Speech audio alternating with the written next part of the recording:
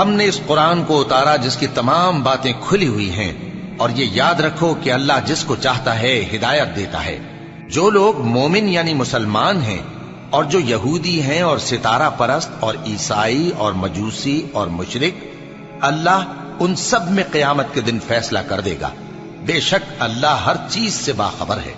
کیا تم نے نہیں دیکھا کہ جو مخلوق آسمانوں میں ہے اور جو زمین میں ہے، اور سورج اور چاند اور ستارے اور پہاڑ اور درخت اور چوپائے اور بہت سے انسان اللہ کو سجدہ کرتے ہیں، اور بہت سے ایسے ہیں جن پر عذاب ثابت ہو چکا ہے، اور جس شخص کو اللہ ذلیل کرے اس کو کوئی عزت دینے والا نہیں۔ بے شک اللہ جو چاہتا ہے کرتا ہے۔ یہ دو فریق ایک دوسرے کے دشمن اپنے پروردگار کے بارے میں جھگڑتے ہیں، تو جو کافر ہیں ان کے لیے آگ کے کپڑے قطع کیے جائیں گے اور ان کے سروں پر جلتا ہوا پانی ڈالا جائے گا۔